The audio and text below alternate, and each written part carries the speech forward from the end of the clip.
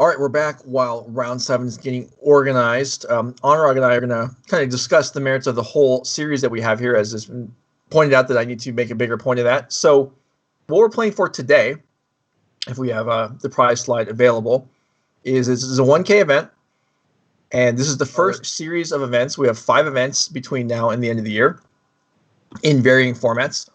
You can see the cash prizes the players are playing for, in addition to the top 8 of each. To the top 8 today, alongside the other 4 trials, gets invited to whatever the subsequent arena qualifier weekend is. Additionally, the winner today will receive free entry and a round 1 bye into our showdown in December, which is the kind of the culmination of this little series we have put together for you this fall. The trial events are Legacy, followed by we have alternating modern and standard events over the next few months. The showdown itself, we're still working out the details of what the format is going to be, but it's going to be a $2,500 event.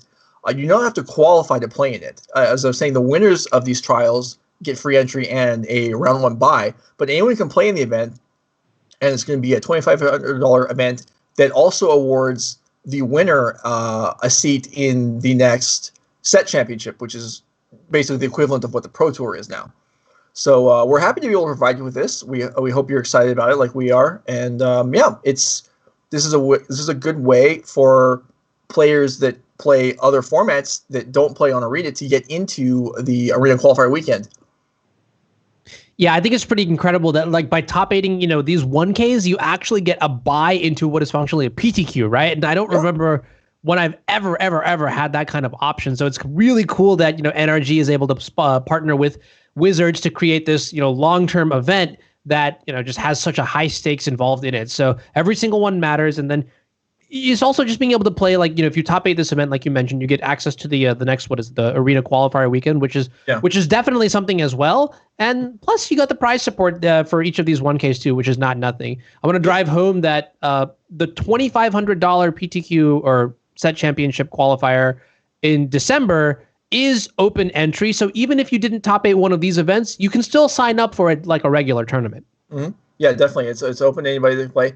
And also, and we're continually looking towards where we're at least, I mean, none of this is set in stone, but it looks like whatever offerings we have for you in the first half of next year also probably going to be online. Okay. So how these events play out, what attendance looks like, what feedback we get, and what kind of incentives we can offer is all going to help structure what we're looking at offering you starting in the new year. So if you have opinions on that, you want to throw them in the chat, or you can reach out to Nerd Rage Gaming. That's great. If you're playing the event, that's great. These events, yeah, we're building towards a showdown, but it's not a championship, like Anuraag was saying, so you don't have to qualify for it. These are just kind of events, steps along the way that we're trying to provide people that want to play Magic with a way to do that in a competitive setting that's kind of hard to come by right now because of what's going on in the world. And go ahead. Oh, no, yeah, I'm saying you're absolutely right. Like, it's hard to go out and play paper Magic right now, so it's nice to have this online opportunity available. And this is what I was saying before, right? Like MTG Melee, kind of the future of what I think is, just competitive Magic. Mm-hmm. Even after, whenever COVID settles and all that sort of stuff, I think MTG Melee will be a product that sticks around here, and it's just the accessibility is just so clutch, right? People from all over the world can play in any of these events, right? So your opponent literally could be 9 hours into the future here playing against you, or even 14 or 15 or whatever it is, or could literally be just down the street. It's the accessibility, I think, is incredible, and I'm really glad for this. Yeah, it was cool. Okay, so round 7 standings are available now. Let's take a look. Who is in the running? And we see our players that took the draw last round up on top, followed by a couple local-ish Nerd Rage players, Lewis Kaplan and Justin Brickman. And then we see Markle R. Dwayne, who not unfortunately, but did defeat the Tin Fins deck last round, so we're not going to probably get to see that. But it looks like, it looks like we're going to have a few draws this round, which is not unexpected given that we were just over the cut. Okay. So our 2 matches that we're going to see this round are the 7th seed, or not 7th seed, but the 7th place in standings, Greg Dyer versus Matthew Ferrando, Mono Blue Prison versus Selesnya Depths, and then Francis Satosh versus Keegan Hopper, the Demir combo. So we are going to get to see the Demir combo Tin Finzish deck versus Grixis Delver. So that's great. So those are the two matches we'll get to see this round. Those players will be playing for top 8 alongside. So probably we're going to look at 3 draws and then 2 win-ins. Yeah, that's how it's going to shape up, I think. Yep. So this is good. Some complexity in the standings, but that's what I want to see in the final round. I want to build up that hype, Joe. I want to make sure that it's not just a resident sleeper, like everybody just draws into the top 8, and that's what we're going to get. I'm pretty sure that Greg Dyer did play against Selesnya Adepts already today, so he's a little bit warmed up for this round, might be able to find out the optimal lines here and just how to navigate from, the scenarios that the Selesnya Adepts deck might present. It's going to be tricky, though, because the green-white deck does have some tools, like we saw earlier, like the power of Collector Oof in that kind of matchup. I'm kind of excited to see how it's going to play out here. Yeah, now Greg Dyer, with the worst tiebreakers that we see among our top 12 players, but if he wins this round, he'll be sitting clear as the number 1 seed overall, as the only player with six wins. So certainly a lot to play for these matches. Again, we'll see some draws, and then you can see the rest of the players and how they're at, where they're at right now. And do we have another page of this we can go to? There we go. So you can see how other people you might be interested in seeing the results of today, or how other archetypes that you're following are doing today. And deck lists are available whenever you are. And do we have a third page of this? Or it sounds like we're ready to just go ahead and look at our deck lists for our players in our first feature match for round number 7. And we have Matthew Ferrando playing Green-White Depths. Okay. So this is going to be pretty exciting. Mm-hmm. We have the Thalias, which are decent. We don't have the Collector Oof main deck, though. That's in the sideboard. No, that was a different deck list that we saw. So there's no Collector Oof here. I am not seeing it. This looks very similar to the deck list that we saw Dom Harvey playing earlier. I see the notable Thrun, the last troll there. Right. But yeah, anyways, just a high-level overview of what this deck is trying to do. We are an Elvish Reclaimer / Crop Rotation / Knight of the Reliquary deck that is geared towards not as fast as Turbo Depths, but like at a slower rate. At a slower pace, we're trying to get Dark Depths, Thespian Stage into play and just create a 2020. Just double checking the audio situation real quick. But anyways, yeah, we've got a lot of Maverick style tools here to just continue going. We've got Sylvan Safekeeper to protect our creatures by sacking a land, which is going to be very good against Swords to Plowshares and that kind of stuff. Turns out that our opponent's not really about that. But also Thalia, Guardian of Thraben, to slow down, just non-creature decks, which will be pretty good here, right? We'll be able to slow down Urza's Baubles, all those 0 mana cycling effects. It's going to be pretty powerful. Mox Diamond to accelerate our most broken starts, and then good cards like Zenith and Once Upon a Time to round out the strategy. All right, so let's go ahead and look at the other deck. We have Greg Dyer with the Mono Blue Prison, or the Echo Stompy, as you referred to it. And yeah, this is a deck that's, like we talked about before, we've had this on camera already today. If you want to see it having played another time after this match, you can go watch from a few rounds ago. This deck is powerful. It's got some exciting stuff. It has some vulnerabilities, but boy, is it really trying to just put a lot of pressure on the opponent. Yeah, I mean, we watched this earlier. So, again, high-level overview. Echo of Eons and Lion's Eye Diamond is a nice way to create a Time Twister effect. Throw Narset in the mix, and then it becomes a one-sided Time Twister. But also the power of cards like Karn, the Great Creator, and Urza, the Lord High Artificer, to just generate explosive amounts of mana and explosive amounts of threats is very, very powerful. Plus, we see a whole slew of fast mana and acceleration to power out these spells. Sai, Master Thopterist, and Emery are also pretty potent creatures, just as like the mid-range stepping stones to get to your ultimate end game in some of the cards that we've already mentioned here. But at the end of the day, we also are a Chalice of the Void deck, so that gives us another angle of attack, another angle of prison to, just as icing on the cake for everything that we've got going on. Some guys I used to know that would play a deck that was similar to this. They would go through, and because the Lion's Eye Diamond Echo, or basically for free, is a Time Twister. What they didn't like their opening couple hands. If like they're on a mulling of 5, it's a questionable 5. They'd just be like, screw it, we're just gonna mull until we get to 2 and hope we get Lion's Eye Diamond and Echo and restart. I thought that was amusing. I don't know if that was a very good plan, but I mean, you're probably not winning very often on 3 or 4 anyway. So you just gun for it and see if it comes up. Yeah, definitely something to. I mean, it's like one of the powers of these decks, right? Like you can mulligan low and potentially hit the relevant cards. So mean, if it comes down to it, it comes down to it. Let's see what happens here. All right, so here we see starting off, we have the Once Upon a Time, and a pretty decent hand, but not an exciting one.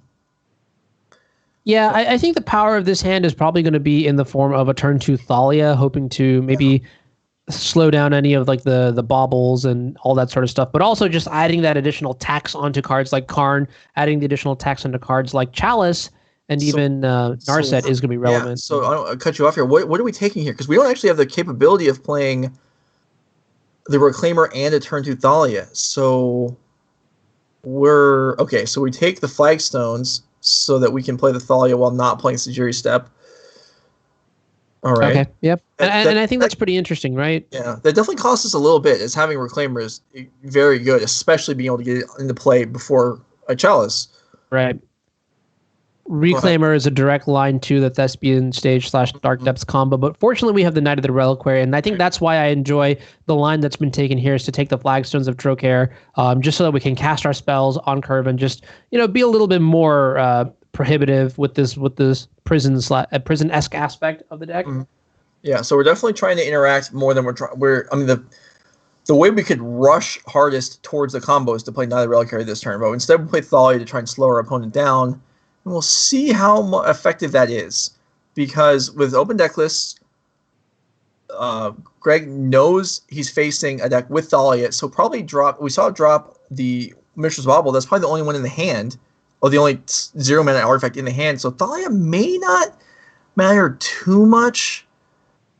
Yeah, it's kind of a tricky way to think about it, right? So, like on one hand, you might be like, all right, well, there's not enough cheap spells in my opponent's hand, but maybe that just means there's a lot of expensive spells in my opponent's hand, like Karn and Narset, and those are the kind of cards that we also want to, just slow down, build the board presence so that our opponent doesn't get to actually untap with those threats in play. Yeah. Okay, so we see Emery come down and flip over a Bauble and a Bauble, both kinds of Baubles. Yep. There's an Echo of Eons in the graveyard as well, so that's going to be like a nice little reset button if we need it. But again, that's going to be taxed by the Thalia. It's going to cost 4 mana, which does matter a lot, right? Because it does break up how Lion's Eye Diamond lines up so nicely with Echo of Eons 3 and 3. Now it's 3 and 4, which means it gets trickier here too. So. Yeah, so Dark Depths drawn for the turn, which is going to speed up the capability of Merit Lage entering play. I believe we can do it at the end of, or I'm sorry, Matthew will be able to do it on the next turn. Yeah, that makes sense, right? So Knight of the Reliquary will be able to sort of mana ramp. You can float a mana off the land that you're sacking. We can even attack with the Dryad Arbor here. I think so. That's Bayou, Flagstones, and then Thespian Stage, plus the Dark Depths. So yeah, we can even attack with the Dryad Arbor. They're probably not a good idea with an Emery on the other side, but just saying we have all this mana, what I mean? And I mean, you get the damage. I mean, Emery might tap to do something. Ooh, okay, so side tokens fly? Is that right? Or no? They fly, and on top of that, they are colorless, so the Sejiri Step in Matthew's hand is not going to be good enough. So that might require something like a Plague Engineer to get through. Yeah. But I believe all of the Plague Engineers are hanging out in the sideboard. So that's really going to have an impact on Merit Lage's ability to close out the game. 100% agree with you there. Reasonable. You might not even be able to... Whoa, we might need another plan of attack, and I'm not sure what that's going to be. Yeah, it's definitely tricky here. Another observation is that the Knight of the Reliquary can actually sack the Flagstones of Trocaire because that land is not a plains or a forest. So you can't really accrue the advantage from activating the Knight that way. But realistically speaking, what we could do is just like maybe make this Knight really big and then just attack a couple times and force our opponent into some bad blocks. Oh, but that's still, I mean, the tokens still get in the way of that. This is going to be so... Boy, I was really feeling like Green-White was off to a good start here, but this Sai is just such a wall. How is Matthew going to penetrate this thing? It's going to be tough. It's going to be very tough. And also, as soon as I say it, I'm eating my words here. The Echo of Eons is a really nice way to also shrink the Knight of the Reliquary back down to a reasonable size. So, yeah, well, it hasn't grown any yet. It's still sitting there at a 2/2, but obviously you can make itself bigger, or we can make Merit Lage. But yeah, just I don't even know what would have to happen for Greg to flood somewhat to the degree that he's unable to have enough blockers? That doesn't seem likely at all. Yeah. And I think the other interesting aspect of this is that you are guaranteed to get an artifact a turn because you have Emery in place, so you will make at least one Thopter to chump block with every turn. Looking at the deck list just a little bit more, it appears there's no main deck removal in this list. The Swords to Plowshares are in the sideboard, the Plague Engineers are in the sideboard. So from this point onwards, I think actually Greg looks like a heavy favorite here. He just needs to draw the mana to cast his spells and then a heavy hitter to lock up the game here, whether it be Karn plus Lattice or something like Urza. Yeah, I mean, heavy favorite may even be understating it. If there's no way to break through, what even hope is there, really? Yeah. Not to take all the drama out of the match, but, well, I guess I'll do that anyway. Okay, so Narset comes down, and then Narset alongside Lion's Eye Diamond and Echo is a way to, well, I guess Matthew's hand size will stay the same, but Greg will get a whole new draw. Right. As well as shrinking the night, like you were saying. I guess so. Actually, it's a more mana short. No, never mind. There's an island. So this is something that can really be done. Urza's Bauble, again, the Thalia tax is going to like you were saying, it's going to slow down the interaction somewhat. So I guess we're just setting up for the future. There's no reason to be in a rush. Anyway. Oh, I take it back. We can double Lion's Eye Diamond. Ooh, and this is crazy.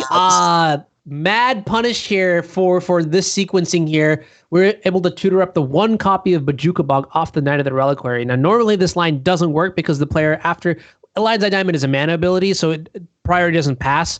So you'd be able to sack your hand to the Lion's Eye Diamond and then immediately cast the Echo of Eons. But activating the Emery to pick up the Lion's Eye Diamond does pass priority here, and that's the window that Matt needs to activate his Knight of the Reliquary and just stop this line of action straight in its path. Yeah, that was very significant. So now Narset will activate, and I believe is there a Lion's Eye Diamond in the sideboard to wish for? So there's only 2 left in the main deck, I think. Might be the case, yeah. Anyway, Lotus Petal comes down, another token is made, and then Sai could sacrifice a couple things here to draw a card with the remaining floating mana, or maybe just Greg will pass the turn. Right. He's obviously in a pretty decent position, even despite that setback there. Greg, I think, is still sitting reasonably happy with where he's at right now. Yeah, I mean, we still have access to the bauble, so I think we're still in like in a reasonable position here. We can still use the side to make Thopters, and it's crazy when the player who is, I guess, playing the control role attacks with their first creature, because that's when that's a sign that like the game is starting to change direction and is going to revert in the other way here, which is kind of interesting, right? Because despite this hiccup with the Echo of Eons, I still feel like Greg is ahead. Miles ahead, yeah. I mean, like Elvish Reclaimer was drawn that can't even be cast, or resolved at least. We can dig one up with the Zenith, or we got a second Knight. So now we just have, I mean, the plan is just we have to be able to grind through all these tokens. This is going to be so hard. It is possible. Like, crazy things happen in games, but this is going to be a slog if Matthew manages to win it. Right. And this is kind of an interesting identification. So now I think we're slowly seeing what needs to happen for Matthew to win, right? He's going to have to get enough board presence into play to attack and make the rate of Thop, like he has to attack with more creatures than Thopters are generated each turn so that he can actually push through damage, right? So one thing I'd like to see him do here is on the next turn, activate one of the Knight of the Reliquaries to pick up the Cavern of Souls so that we can deploy this Elvish Reclaimer through the Chalice of the Void. Okay, that's an idea. I was thinking we just assemble Merit Lage so we have another big attacker, but you're right. Getting the Reclaimer out too is another way to go. Yeah. 2020 is also great. Actually, I mean, honestly, at this point, 2020 and 3-4, the stats are kind of the same here. You're right. It's the same. So maybe that is a better way to go. But, okay, so the tokens are mounting. I mean, at this point, Greg's in a position where he can be attacking. Yeah, and I guess that's the kind of tension in the matchup too, right? Now we're seeing like this back and forth here where if Matthew is able to assemble a big enough board, then he can actually punch through the Thopters and just end the game on the spot, right? So Greg does have to balance delicately, like how much he's able to block and how much he's able to attack, just so that he's able to, actually close the game out, right? He can't just sit here forever while his opponent has pressure in play and is threatening to end the game in a number of turns. Mm-hmm. Yeah, but for Greg's side, I mean, there's so many draws. Karn is tremendous. Let's see. I guess another Echo is great as long as the Narset's alive and it doesn't look like it's dying anytime soon. Yeah, absolutely. And this is the kind of tension that I want to see in a match that gets you into the top 8 of this event, right? Sure. There's a lot of back and forth going on here. And yeah. I agree. It's nice to have tension in matches that actually mean something. I don't know that this feels like a lot of back and forth. I feel like we're just kind of waiting for Greg to assemble one of his cards that'll just end the game. But sure, an Urza would also be tremendous. Yeah, I mean, what I mean to say is that it's going to be. I think it's a lot closer than it originally looked. When the game first started, we thought the Thopter tokens would just completely shut out the Merit Lodge. But now we've got 2 7/7 Knight of the Reliquaries, and yeah, you're right. I mean, I still think this looks pretty bad, but Matthew could draw back. You're right. We have 4 attackers now. Which there's only a guarantee of a couple tokens a turn. 1 really, but assuming we get another token turns up from something or other, this is something that conceivably could be done. Yeah, it's definitely tricky, and I mean, you're right. Greg is definitely a favorite from this position, so I'm kind of rooting for the underdog here. I kind of want to see it happen. We also have, it's very easy to, with the forced perspective that we do our broadcast from here, it's very easy to root for the player who you actually have full information on. Yeah. And there's an Urza alongside an Urza token. Now those Knight of the Reliquaries are not viable attackers anymore. Okay, well, and things are bad. Yeah. Matthew. Urza adding to the board is not good either here. We do get questions occasionally or see comments about like, oh, how come you don't show both players' sides? And I, for one, feel pretty strongly that something that, like, if you go back in Magic, history, the kind of the more well-regarded, the most famous matches are all the result of, most of them are a result of top decks. And I think part of the reason that is because when you're seeing everything, the only thing that can be shocking, aside from a great play that you didn't recognize, is something with hidden information, which is what happens when a card is drawn at the top of the deck. So here, when we're watching from one player's perspective, we're able to actually have drama because we don't actually know everything that's going on in the game. Mm-hmm. And I do think we have seen that over the last few months. We do have a lot of dramatic games that if we had like an overview of everything that's going on, we'd see everything play out. It's still entertaining, but it doesn't have quite the same grip to it that you see when one player does have cards that you're unaware of. And it's so much easier to put yourself in the position of one player when you see their hand, and you can kind of think through what's going on. And I like the effect. Yeah, if there's a player's position that I want to be in right now, though, it's definitely Greg Dyer's position with an 18-18 construct. Merit Lodge has got to go to the gym because I feel like this construct is soon going to be bigger than a 2020. Yeah, Merit Lodge is still going to have everything bounce off of it, but you're right. It's almost unprecedented for Merit Lodge not be the biggest thing on the board, but we're almost there. And if one Psy token, one Psy was... Oh, actually, Psy is legendary. Never mind. So hitting the Psy there off the Urza, not necessarily what you wanted, but do what you can with what you have, I guess. Yeah, all right. Let's get in there. Let's attack. And, one Thopter bites the dust, leaving Greg with 7 other ones in addition to a humongous Urza token, plus whatever else gets pulled up from the Urza throughout the rest of the game. Everything just working here for Greg. And also, that's not that shocking since he's an opponent who is really unable to interact with what's going on the board. Yeah.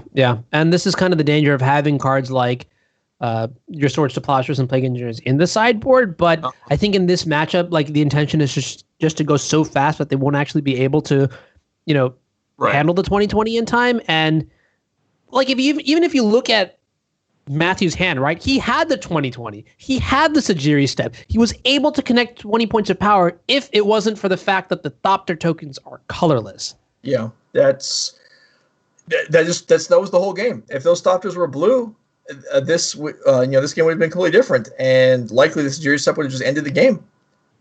As Greg's at 9. The Merit Lage would have one-shotted him with if he could get through, but it can't. And now I imagine we're wishing for Lattice, and that is going to be that. Yeah, Lattice is going to shut off this turn, and then we could even get Ensnaring Bridge the next turn to stop the 2020. Basically, there's with Karn now, I think the game's just over, and it's just a matter of Greg actually being able to close the game out.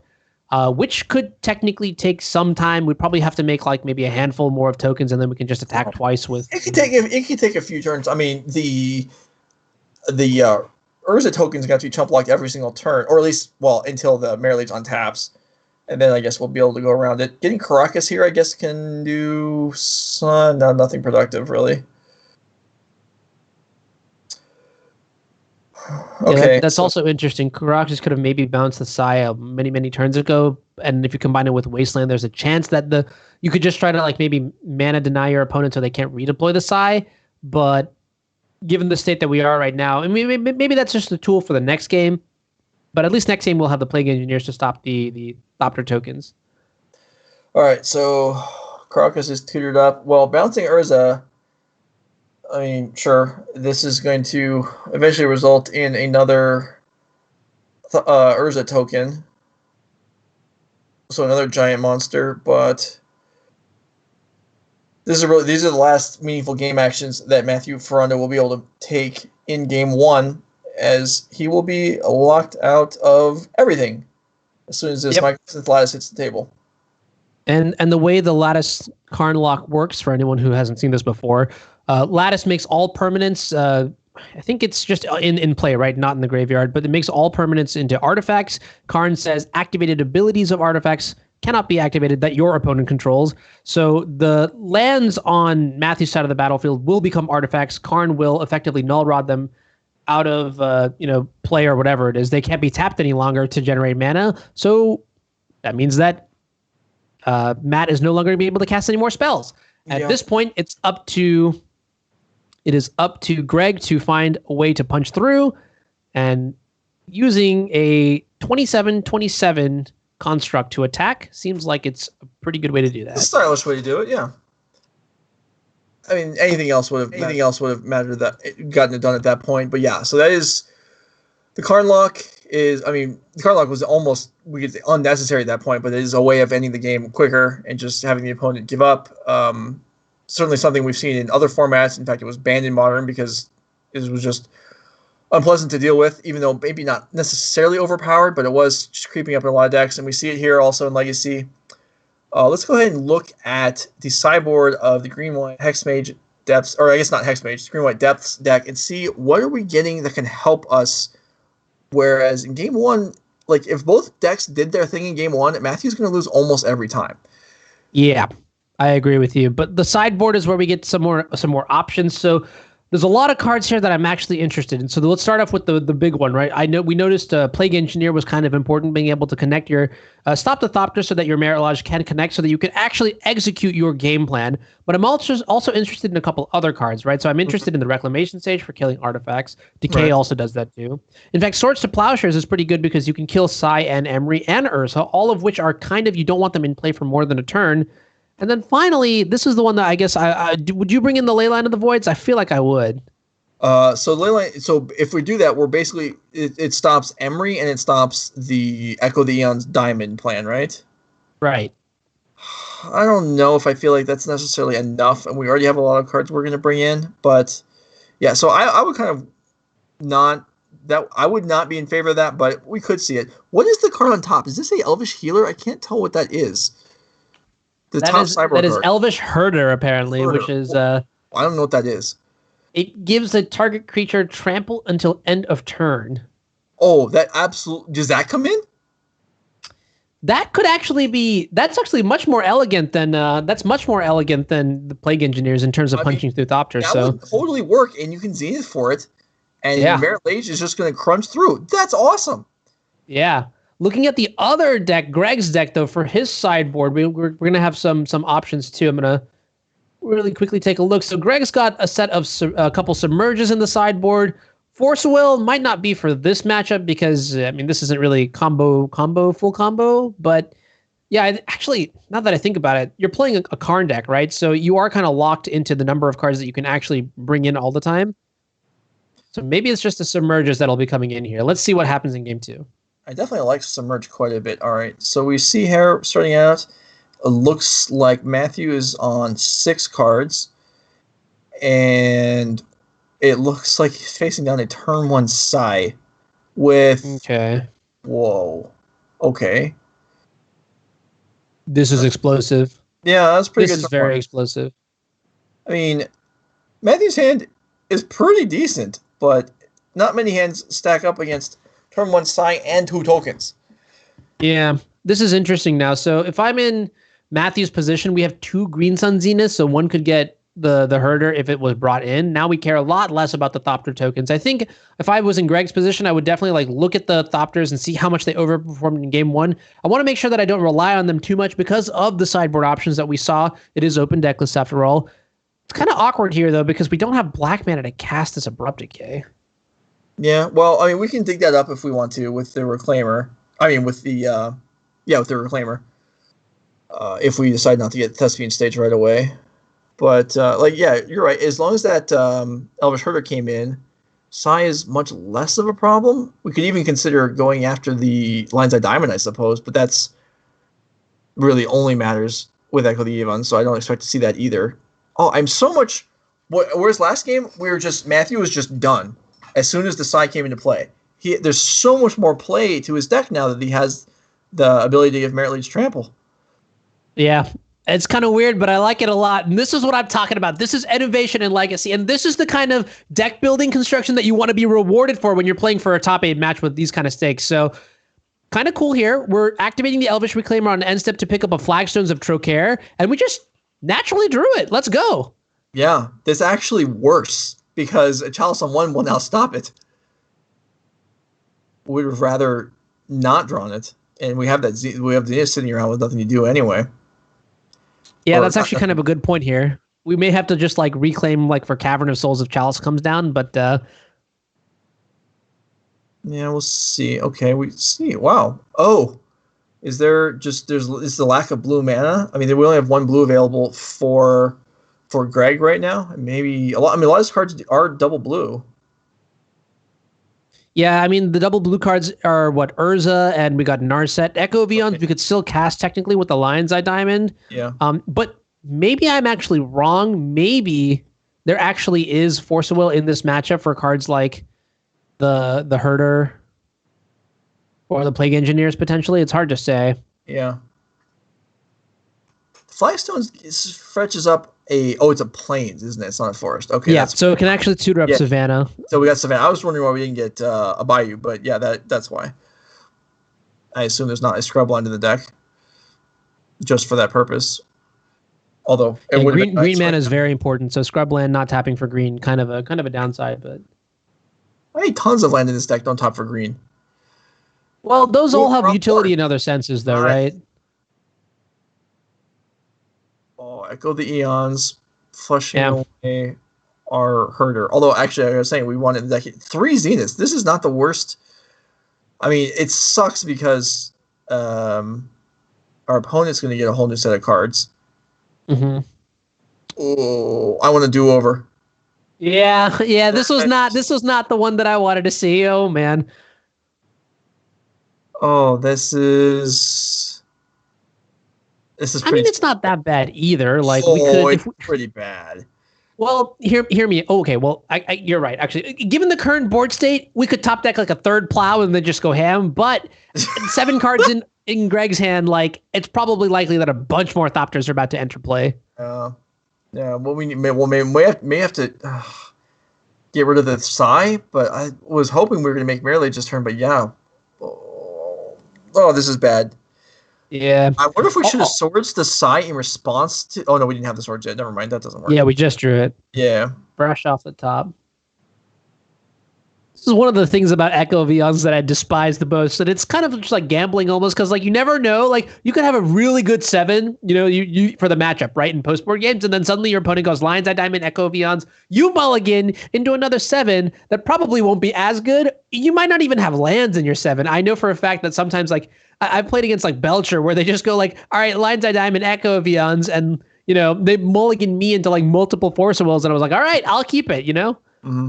Okay, so these double swords actually is going to work out here, as Sai goes down without making an additional token, and then Urza can go down right here before it can activate. So this is, as unpleasant as this looked, it actually turned out somewhat okay, I guess. Well, okay, it's still terrible, but it's not as bad as it could have been. Yeah, it could have been far worse for sure. Yeah, you're right. Well, we'll see if this Urza now made 4 mana. Maybe there's another Urza. I mean, that would be hilarious if there was a second Urza, but 4 is the sweet number that gets you access to Narset, Karn, and Urza, so tricky. I mean, even if we boarded in like Ballista, for example, that wouldn't be too crazy. Okay, no, it is another Urza. Good read. Oh, boy. Okay. Yeah. So, couple of 6/6s, which means now life totals are going to matter again fairly soon, probably starting in the turn cycle. Crop rotation.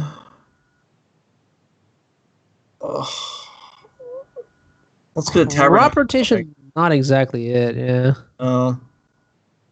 Now we need the Herder plus, because maybe Marriage with Trample would be enough by itself right now over 2 attacks, but I'm not even sure that that's true, because with a whole new hand and Urza active, right? Greg has a lot of options. This Multiple Prison deck has looked very impressive, the games we've seen it so far. Yeah, definitely, 100%. And it's not unreasonable that 1 or 2 of the Thopters gets tapped to produce mana. So potentially Herder is still online as an easy way to get there. I'm a little bit surprised that we actually played the Savannah instead of the Mox Diamond, but I guess we're afraid of Karn, and if we want access to black mana, we have the crop rotation anyways to fetch up a Bayou or something like that. So I guess that's kind of reasonable. Yeah, that's a good point. So we did not play Thalia because we want to be able to make up we do want to make Merit Lage, like at least so we can start. We gotta have the Merit Lage on the board so that if we draw access to the Herder, we can actually have a profitable attack immediately. Yeah, and let's not forget, right? Time is still a thing. The 15-minute mark means that both players have 12 minutes on the clock here. So even after this game ends, we're going to have to make sure that we have enough time to win the next one. And I don't think it's too much of a problem given the speed that both of these decks are capable of. But when it comes to this, tense situation, we ought to be able to think about these sort of things and make sure that we have the appropriate time to devote to the match, the game itself. So yeah, I don't anticipate that'll be a problem. But you're right, that is certainly something that can matter from Matthew's perspective, with 12 minutes left for his games. Can you imagine if Plague Engineer was green and you could green Suns? Okay, I'm not going to finish that thought. No, all right, I'll pack that one back in the lab. It'd be so disgusting if it were. Yeah, green is already good stuff, but they don't have a lot of Zenith targets that are removal based, I suppose. That's something. But they don't need that. They can do enough already. All right, what do we have going on here? Okay, this looks like big mana. Big mana. Hard. So with Karn, you have 1, 2, 3, 4, 5, 6, 7, 8 mana. So you can actually just lattice, keep a couple blockers open for Thopter Foundry as well. Yeah. Or better yet, you could just lattice and attack. Well, attacking not so good when the opponent has a 20/20. Never mind. Let's see, what else could you do? Yeah, I think 1, 2, 3. Yeah, you're right. You'd be able to have 2 flyers back, and your opponent would not be able to untap and use any mana to remove them. Mm-hmm. So it'd have to be now. It'd have to be 1, 2 swords, and then animate. We don't have enough mana for that. We're 1 short. Yeah. And from this position too, it's just especially tricky because now we just don't get mana for the rest of the game. So right. All right, so we're going to do the good old Thespian Stage Dark Depths trick. Create a copy of Dark Depths that doesn't have the counters. Choose to keep that one after the Legend rule, and then That'll immediately proc the second half of Dark Depths, which creates the 2020 here. So, is there any blue mana? If Urza gets bounced, it can't be Oh no, there's a Moxed. Well, that's not too bad. You're right, actually. You've got a point here that the Urza gets bounced, and we need a second blue source here. And I doubt that there's a. It's still. I mean, we could. Greg could wish for Lion's Eye Diamond, and then. Well, no, that doesn't work. Yeah. Okay. That's true. Actually, Lattice does clean the mana, so you can do whatever you want to get it into play. Actually, really good point there. Yeah, you're right. I forgot about that. That was a information tidbit dropped in from our tournament manager, Max Kahn. Good job on that one. Yep. The truth, though, is that. Okay, wait a minute. So we got to think about this because. Yeah. Okay. Yeah. And it looks like it's going to be a concession here. Yeah. Yeah. So I was thinking like we could technically go blue, cast the Urza, and then we could have the flyer to attack, but then the Karn would just downtick and grab Ensnaring Bridge, and that would be that done. So right. Yep. Yeah, well done by Greg Dyer. Yeah, I enjoyed how in both games you were talking about like, okay, well, if we could get Ensnaring Bridge, that'd be safe. It's like we're not going to get that far. The game's already over. Yeah. I mean, I like to think about like what could be and like what has to happen. I'm a huge favorite of the underdog story, but in this situation, I think it was just like it's just too much to overcome here. The Thopter tokens came in clutch so hard. Yeah, I mean, without signing game one, I think Green White takes that down, no problem. Yeah, and then we even saw like a mulligan too, right? Yeah, game two, you're just like, okay, don't have Psy, and they're like turn one Psy, make 2 tokens. Oh. Yeah, that's a shame. All right, so we have a that concludes our Swiss rounds, I guess, for the day. Anuraag, thank you for joining me. You'll be stepping out at this point, and when we come back, glad to be here. Jarvis, you will be joining me to take it home for the top 8. So yeah, did you have a good time today? I assume you did. It was great. If you hated the experience, I would appreciate it if you still said you liked it. Oh, I had a blast. No, this goes without saying. Hanging out with you, hanging out with the NRG team, and hanging out with chat too. Watching all these great games of Magic. I still think my heart rate didn't elevate as fast as high as when we watched that round 3 with the 30 seconds left on the clock. But there were still some really cool interactions. We got to see Urza decimate 2 decks, which was very close. The first Urza match. Oh yeah. There was a lot of back and forth there too. I really thought like we saw we saw the Snow player stabilize with Collector Oof, and then it just like took a plot twist with another Karn coming out, and it was a lot. It was a lot, yeah. But anyway, okay, so we're gonna be away for a few minutes, maybe in the neighborhood of 8 to 10, and then we'll be back with the final standings. We'll get a top 8 bracket, and then Jarvis, you and I will move through the rest of the rounds. So stick around, and we'll be back shortly.